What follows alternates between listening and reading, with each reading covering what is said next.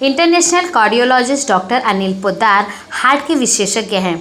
इन्होंने अपनी सेवाएं देश विदेश, मुंबई, चेंबूर के कई अस्पतालों में देते हैं। इन्होंने कई लोगों की जान बचाई हार्ट अटैक से। आइए हम जानते हैं हार्ट अटैक होता क्यों है और इनसे बचने का क्या उपाय है। नमस्कार, मैं आनंद रियल खबर लेकर हाजिर हूँ। इस समय मेरे साथ में international cardiologist Anil Poddar sir हैं। इनसे ही जानना चाहेंगे कि हार्ट अटैक की बीमारियां आए दिन बढ़ती जा रही हैं, बड़ी संख्या में लोगों की डेथ हो रही हैं, लापरवाही की वजह से लोगों को अपनी जानें गंवानी पड़ती हैं और सबसे ज़्यादा प्रमाण जो है भारत में उसका है। हम इनसे ही जानना चाहेंगे सर, इससे क्या सावधानियाँ हैं, किस तरह से लोगों को सावधानियाँ बरतनी चाहिए और इस प्राइमरी फेसियल के लक्षण क्या किस तरह से दिखाई देते हैं, क्या कहेंगे sir? Thank you Anand ji, मुझे इनवाइट करने के लिए। और ये बहुत ही इम्पोर्टेंट टॉपिक को आपने चुना है और लोगों तक पहुंचाने का काम हम करेंगे। उसके लिए क्या सावधानी बरतनी चाहिए लोगों ने, तो बेसिकली कैसा रहता है कि जो हार्ट का दर्द काफ़ी लोगों को लगता है कि लेफ़्ट साइड में होता है हार्ट, तो ऐसा उनका हार्ट का जो दर्द है वो लेफ़्ट साइड में नहीं आता है, वो आता है सेंटर ऑफ चेस्ट, जिसको बोलते हैं कि बीच बराबर, हार्ट चेस्ट के बीचों बराबर बीच में आता है। चलने में बढ़ता है, बैठने में कम होता है और 5 मिनट के लिए आता है, निकल जाता है। कभी कभी हाथ दुखने लगता है लेफ्ट हैंड, कभी कभी जॉ दुखने लगता है, कभी कभी सांस फूलने लगती है, लेकिन ये सिर्फ चलने पे होता है। हम हार्ट का बीमारी और अलग दूसरी बीमारी को डिफ्रेंशिएट ऐसा करते हैं कि हार्ट की बीमारी की जो लक्षण होते हैं वो चलने में और काम करने में बढ़ते हैं, बैठे बैठे कम हो जाते हैं। और यदि कोई हाथ दुखना या ऐसा कोई चेस्ट में पेन होता है जो चलने में अच्छा लगता है लेकिन बैठे बैठे दुखता है, तो वो हार्ट का यूजुअली नहीं रहता है। यह हार्ट के बीमारी के एक लक्षण है। इसके लिए सावधानी क्या बरतनी होगी, ये बहुत ही अहम और इम्पोर्टेंट क्वेश्चन है।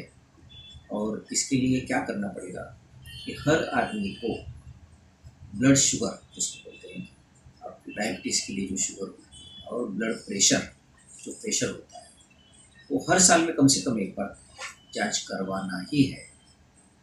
उससे काफ़ी सारी बार आपको ब्लड प्रेशर और जो शुगर है वो पता पड़ता है। काफ़ी लोगों को ये साइलेंटली चलता है, ये साइलेंट किलर्स है। कई बार ये साइलेंटली आपको तकलीफ देती है या बढ़ते जाती है अंदर, तो इसको खोजने के लिए हर साल में ये जांच करना बहुत ज़रूरी है। कोलेस्ट्रॉल की जांच कभी 1 या 2 साल में कभी कभी करते रहिए। ये सारी जो शुगर है, ब्लड प्रेशर है, कोलेस्ट्रॉल है, क्या क्वेश्चन पूछा आपने अभी, काफ़ी सारे सेलिब्रिटीज़ आपने सुनी होगी ऐसे होते हैं। तो एक्सरसाइज एक बहुत ज़रूरी चीज़ है लाइफ में।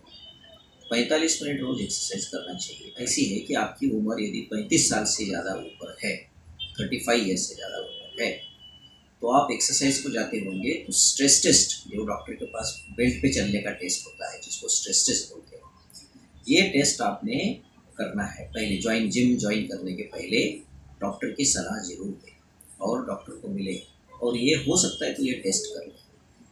फिर क्या करना चाहिए आगे, यदि आपको डायबिटीज़ और ब्लड प्रेशर और कोलेस्ट्रॉल ऐसे में से 3 में से 2 बीमारी है आपको समझो, तो आपने ये टेस्ट हर साल करना चाहिए।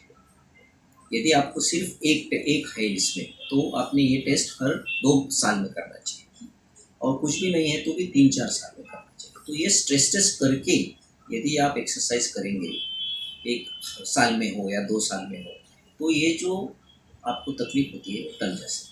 क्या रहता है कि बहुत बार आपको ब्लॉकेज रहता है लेकिन पता नहीं पड़ता है, इसके लिए अचानक डेथ होती है।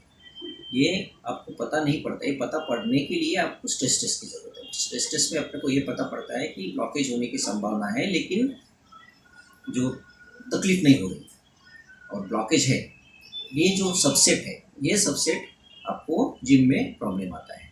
तो जिम में प्रॉब्लम आने की 3 या 4 मेन चीज़ें जो मैं बोलूँगा, एक ये है कि आप पहले स्ट्रेस टेस्ट करके फिर जिम ज्वाइन कीजिए। तो आपको पहले कुछ प्रॉब्लम है, डॉक्टर की सलाह लेकर तो आपको पता पड़ेगा, एक बात। दूसरी बात, आप जिम को जाते हो लेकिन हर साल में आपका, जैसे मैंने पहले भी कहा कि शुगर और ब्लड प्रेशर और कोलेस्ट्रॉल, इसकी जांच ज़रूर करवाएं हर साल, तो आपको पहले पता पड़े कि आपको प्रॉब्लम है। ये दूसरी चीज़ है। तीसरी चीज़, जिम में बहुत सारे लोग अपना मसल बढ़ाने के लिए स्टेरॉइड का इस्तेमाल करते हैं या कुछ प्रोटीन, आर्टिफिशियल प्रोटीन का इस्तेमाल करते हैं और कुछ काफ़ी चीज़ों का इस्तेमाल करते हैं। ये सारी चीज़ें जो आर्टिफिशियल होती है उसका बिल्कुल इस्तेमाल नहीं करना चाहिए। आपको ये जानना ज़रूरी है कि आपको जिम जाते हैं तो आप अपने सेहत के लिए जाते हैं, मसल दिखाने के लिए नहीं जाते। सर जैसा कि देखा जाता है कई बार जब भी हार्ट अटैक आता है तो अचानक प्राय इंसान अकेले होता है, और अकेले जब होता है तो उसे ज़्यादा चांसेस होते हैं। क्या वजह है और अकेले क्यों नहीं होना चाहिए? नहीं, अकेले अभी कोई है तो इसने क्या करना चाहिए कि एक बार बेड पे या कहीं पर भी ज़मीन पर सो लेना चाहिए और तुरंत कॉल करना चाहिए। किसी भी आदमी, आपके फ्रेंड है या एम्बुलेंस है, उनको तुरंत कॉल करना चाहिए। अकेले हैं तो भी, अकेला कभी कभी तो आदमी अकेला होता है तो उसको कुछ डाल नहीं सकते, लेकिन अकेले हैं तो भी ये काम करना चाहिए कि तुरंत सो जाना है, बेड पे रहे या ज़मीन पर रहे, सो जाओ, तुरंत कॉल करें, मित्र को करें या फिर एम्बुलेंस को, डॉक्टर को करें। सर जैसा देखा जा रहा है कि आज इसकी ज़्यादा से ज़्यादा भारत में ज़्यादा से ज़्यादा मधुमेह के लोग हैं और ज़्यादा से ज़्यादा हाइपरटेंशन के लोग हैं, और अटैक का प्रमाण भी भारत में है। तो किस तरह से भारत में ज़्यादा इसका प्रमाण बढ़ रहा है, उसके लिए क्या कहेंगे आप? नहीं, इसके लिए बेसिकली क्या है कि रेगुलर एक्सरसाइज करना ज़रूरी है। और दूसरी बात ऐसी है कि टोबैको, जो तम्बाकू का इस्तेमाल है, तम्बाकू का इस्तेमाल काफ़ी सारे यंग लोग कर रहे हैं और इसके लिए हम काफ़ी यंग लोगों को हार्ट अटैक देख रहे हैं। हर हफ्ते में कम से कम मुझे एक 35 साल 40 साल के नीचे वाला व्यक्ति मिलता है जिसको हार्ट अटैक आता है। तो ये तम्बाकू का इस्तेमाल जो है वो इंडिया में बहुत बढ़ गया है। सेकंड बात है कि आपका घर में जो आप अच्छा खाना खाते थे अभी सब होटल में खाएंगे, फैटी फूड खाएंगे तो भी वो बीमारी देता है। वो भी एक अनदर वजह है कि आप वो इस्तेमाल उसका बढ़ गया है और उसकी वजह से भी हार्ट अटैक है। और तीसरी बात ये है कि एक्सरसाइज नहीं करते हैं लोग। आजकल गैजेट पे बैठ जाते हैं, मोबाइल लेकर बैठ जाएंगे या कंप्यूटर लेकर बैठ जाएंगे और एक्सरसाइज बिल्कुल नहीं करेंगे। तो एक्सरसाइज नहीं करेंगे तो हार्ट अटैक की पॉसिबिलिटी बढ़ जाएगी। सर कई बार लोगों को देखा गया है कि जो नसें ब्लॉकेज हो जाती हैं, आप उनको ठीक भी करते हैं, उनका ऑपरेशन भी करते हैं करके उन्हें फिर से दुरुस्त करके फिर से उन्हें एक नई लाइफ देते हैं। तो आप करते हैं तो उसका अनुभव किस तरह से लोगों को शेयर करेंगे? अगर उस तरह के किसी को अगर हार्ट अटैक की बीमारियां हैं और वह परेशान है तो क्या कहेंगे उसको लेकर? आप परेशान हैं तो आप तुरंत डॉक्टर को मिलना ही चाहिए। उसको आप कभी भी ऐसा ये मत सोचो कि ये एसिडिटी रह सकता है, कि ये रह सकता है, कि वो रह सकता है। पहले डॉक्टर की सलाह ले लें बराबर से। डॉक्टर जैसा बोले वैसा करें। उनको खून का जांच बोलते हैं वो करें। पूरी को हार्ट की सोनोग्राफी रहती है, स्ट्रेस बेल्ट पे चलने के टेस्ट रहते हैं, ये टेस्ट करें। उन्होंने कुछ गोली दवा दिए हैं तो उसको टालो मत। अपने को ऐसा लगता है कि नहीं गोली डालेंगे तो फिर से ज़िंदगी भर लेनी पड़ेगी। जो गोली ज़िंदगी भर लेनी पड़ती है वो लेनी ही पड़ती है। आप नहीं लेंगे तो आपकी बीमारी बढ़ती जाएगी।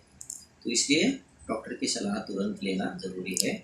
अभी डॉक्टर क्या करते हैं कि जो आपको ज़रूरी है, समझो आज एंजियोग्राफी है, जिसकी ब्लॉकेज की बीमारी है कि नहीं पता करना चाहते हैं, सुझाव देते हैं तो कर लेना चाहिए।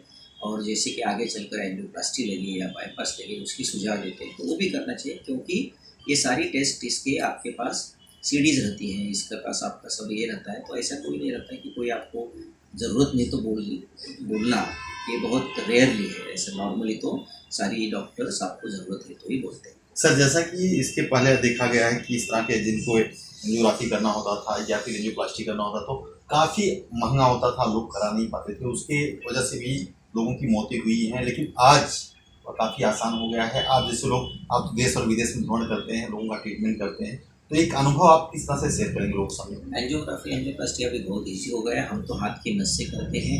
एंजियोग्राफी को यूजुअली 3 मिनट में हो जाता है, 3 या 5 मिनट में हो जाता है। तो इसलिए इसको डरने की बिल्कुल बात नहीं है। पहले जैसा रहा नहीं, बहुत सस्ता हो गया है। हमारे पास ये काफ़ी पुअर लोग आते हैं, जैसे कि कोई रेशन कार्ड लेके आते हैं, कि कुछ जैसे कि महात्मा फुले स्कीम वाले आते हैं, उनका एंजियोप्लास्टी बाईपास वो भी फ्री में हो जाता है। एंजियोग्राफी भी बहुत सस्ती में हो जाती है। बहुत और इजी हो गया है, उसको डर के घर में बैठने की ज़रूरत नहीं है आपको। सब चीज़ें काफ़ी अभी अच्छी हुई। सर ये थे डॉक्टर अनिल पोद्दार जो इंटरनेशनल कार्डियोलॉजिस्ट हैं, और ये देश और विदेश में हार्ट को लेकर के काफ़ी जागरूकता फैलाते रहते हैं और लोगों को ऑपरेशन करके एक नई ज़िंदगी देने का काम करते हैं। हम अगले एपिसोड में मिलेंगे, किस तरह से लोगों की ज़िंदगियां बचाई जाती हैं आपको लाइव दिखाएंगे। कैमरामैन के साथ आनंद पांडे, रियल खबर। Thank you.